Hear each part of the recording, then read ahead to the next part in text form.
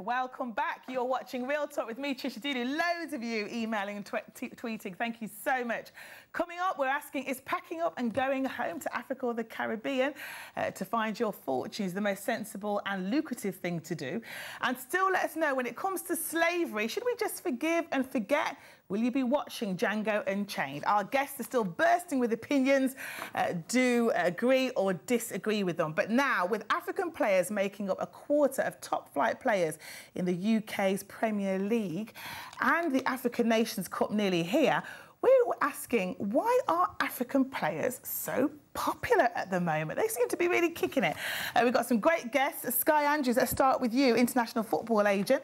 Have you got many African players on your books? Yeah, I represent a few very good African players, one of them being Adam Kwazarai, who's the goalkeeper for Ghana. The thing I would say about this is that when you have so many strong African players, you know, it just brings the question as to the next generation after them have got to become involved in football at board level. And we can't just have great African players earning a lot of money and not working together to build a power platform.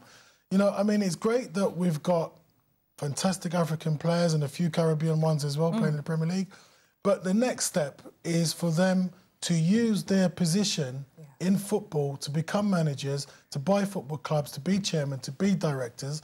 Otherwise, nothing's ever going to change. People are just going to say, good player, but if they don't work together on a business front, then we're never going to see things change in football. Because in the boardroom, you've got opinions of people making decisions, and African Caribbean players are not getting a chance to have input. So opinions and decisions in football, I mean, we saw Sepp Blatter say about shaking hands after a racism insult. I mean, that's Sepp coming from his position, but if we had more African Caribbean people at the high levels of football, they would be speaking to other people on the board and saying, hang on a minute, this is what we need to do. A lot of people in authoritarian positions don't know what to do with racism. OK, we'll hear from rapper Ty and motivational speaker Bernadette. We'll get in just a moment, but we want to hear from you as well. Thank you so much. Loads of emails, thank you. You can call us 0207 819 6470. Email us at the address on screen. Tweet us at OTV or send us a message via Facebook. We're live online too. And remember, you can download the O-Box app and watch Real Talk on your phone. Rapper Ty, why are African players, I mean, one of the highest paid players in the world is Samuel Eto'o. This man, we can see him in a moment. Samuel Eto'o, he makes £500,000 a week after tax playing for a Russian team. African players seem to be everywhere. Because they're bad. Because they're just wicked right now, and there's nothing else we can say about that. I would like to say, though, in regards to the management issue, let's be really honest, this is England. And England has a particular hierarchy and a particular old boys network that even John Barnes couldn't penetrate.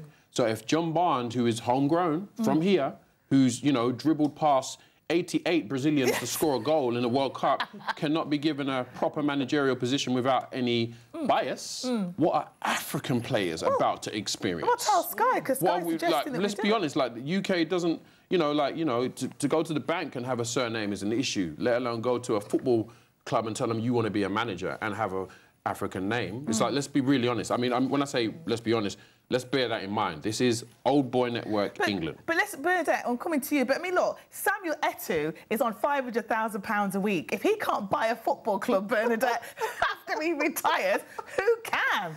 Well, the question is what they're doing with this money, though. Hopefully they'll put it back into the community or give it to us and we know what to do with it. And as Sky's quite rightly said, if they don't want to do it, then give it to somebody else that can.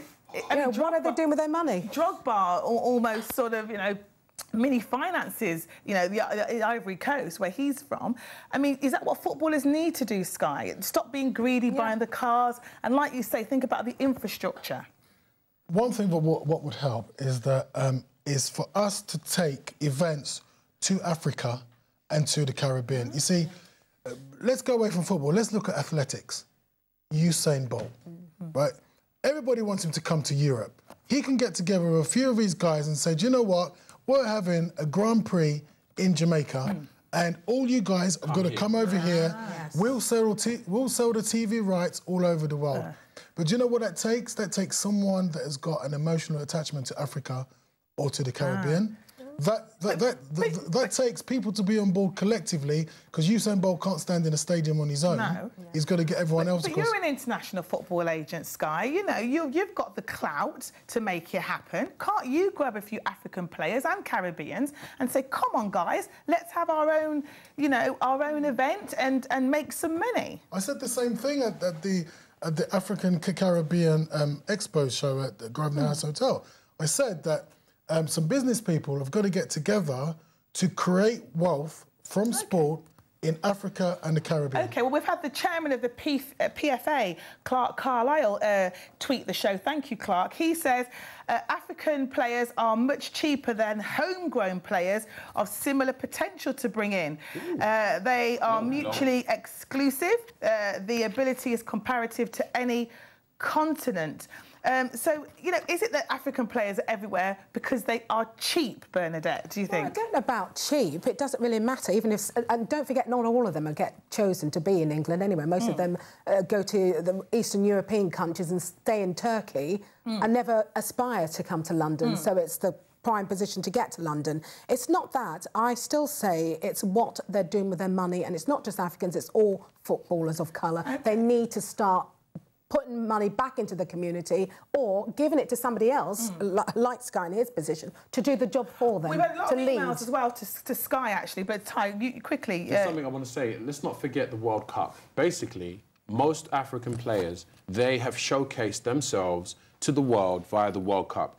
Most English black players that play for England have not necessarily had the same platform to showcase themselves on a very good platform, because the English football team is whack. I said it. So here's the thing. Like, let's remember that from Roger Milla, Cameroon, all of those things, all of a sudden African players became something fascinating to the world. They became a commodity, and we have to give them credit for that. Sky, a lot of comment today coming in, asking, you know, how easy is it for you as a football agent? I mean, you're famous for managing Sol Campbell and his big move from Arsenal to Tottenham, or was it the other way around? But they're asking, how easy is it? Do African players come to you, or would they prefer to go to other agents? That's an amazing question. That's an amazing question, because, you know, I mean, it's well documented that I was the first black licensed agent, and when I first came into the business, you know, obviously no one sort of took me seriously. It wasn't until Sol made a stand and said, you know, I'm going to make a decision on my own career, etc., etc. So, you know, a few people have said to me, you're going to get all the black players. Well... I wish. Well, you know... But do the black players come to you? I mean, do you have that camaraderie? Do they think, well, listen, you're a black agent, you can give me a really good deal, or is it no? No, but the thing is, it isn't about just, will you give me a good deal? It's about knowing people's history and helping them achieve what they want to achieve, making them look at the bigger picture. And the bigger picture is to build a strong network and to think about your brand when you finish playing. But an agent will just look at someone and just go, what have I got to say to you to get you on board, make as much money as you, make as much money as I can from you now, and then not care about the future. But a parent of a very, very famous England player said to me once, he said, if I would have known you in them days, I would have got you to represent my son. And I said, why is that then? He said to me, because you can't just trust anybody to represent your son in the right way. I sort of knew where he was coming from. He was saying because you were black and his son was black, he trusted you more. Is that what you're saying? Yeah, but you know, just because you're black doesn't mean that you should get anything. No. Right? But if you are black and you conduct yourself in the right way and you can do a good job for someone that understands you and understands your history, then it is a little bit of something. Trish, but yes, can I tell you something? I met several footballers, and do you know, one of them, 28, he didn't even have a bank account. He had to go with his manager. I mean, this is quite... You're absolutely right. People just grabbing them, taking their money, but nobody's telling them how to open a bank account. He didn't know about his car. It was HP. Why it got taken... No, nobody tells them these things. That could be footballers generally, couldn't it? It's just dreadful. Well, Ty, before we go to you, we went out on the streets to find out why you think African players are doing so well, or not. Take a look.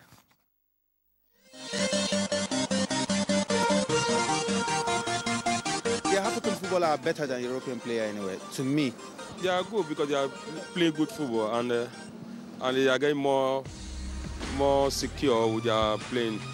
I think Africa is a great continent and we have got great stars from Africa. Bemba is doing well. He's a good footballer. He's quite a good footballer. Yaya Toure of Man City, Mika Obi, Victor Moses of Chelsea. Drogba, every one of them anyway. The combination of the above factors, for the fact that they are doing well and at the same time they are very cheap to get. Really, they are not quite cheap to that extent compared to Africa's situation anyway. So, because they are good, that's what they are doing well. Why do you say they're cheap? Well, there are many reasons why, personally, I think and I feel that they are very cheap because, you know, in African continent, when I say African continent, I mean all the countries in Africa. For instance, you have almost about 53 countries in sub-Saharan Africa. I mean, there are some talented footballers in African continent, but for the fact, due to the poor governance in African continent. So it's the poor governance in Africa and the countries that are stopping African players. A lot of you calling and texting. Thank you. We'll try and get to all of them. Misha has tweeted to say, you mean African footballers in English teams? If they're doing well, please send them to Aston Villa. I'm an Aston Villa fan, she says. Pamela says, there's still a long way to go. There's still a lot of prejudice towards the African Nations Cup. That is coming up in the next week or so. We are giving away a pair of tickets to see Django Unchained for an opinion that we pick at the end of the show, so do keep calling and tweeting us. Rapper Ty, you were making a point about African players that you wanted to come and make across. The point I wanted to make is that we really, as a public, need to speak and communicate to black football players and say, right, you are one of the highest earning groups in the UK at the moment doing certain things.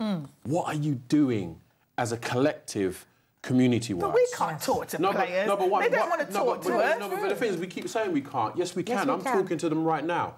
What are you doing? You are earning this amount of money. Well, tell Sky. Sky deals with them. I'm talking to Sky. Tell him. I'm telling Sky. But Sky's here. Come on, then. No, I'm over there. No, the point I'm making is we need to look at the fact that black football players are making a certain amount of money, are carrying on a certain way, have a particular influence, and are sending another message to young people, which is be extravagant, go to a club, Sharon and Tracy, blah, blah, blah, blah, spend your money, don't do nothing. And it's like, well, the thing is, what Sky's mentioned already is what I believe in. But Sky, people like Mario Balotelli obviously aren't doing black players or anyone any good. But you know, as an agent, do you sit down with your players and say, come on, guys, let's all lump together and put 100 grand into this initiative? Yeah, I mean, the fact is that the future generations will only be inspired if they see people doing well. If they see people that come from the same background as them. Me and Sol Campbell both came from East London. We both came from hard times. And then, you know, he's gone through to be incredibly successful and then people are looking at him. But there are young players now, like Marvin Shordell, for instance, England under-21, #1 striker, African Caribbean heritage. And he is the type of person that has got that mindset that will go on to be very successful in his sport and in business. Brilliant. More to talk about. The phone lines have gone mad. Time for a break. We'll see you in a few minutes. Keep watching.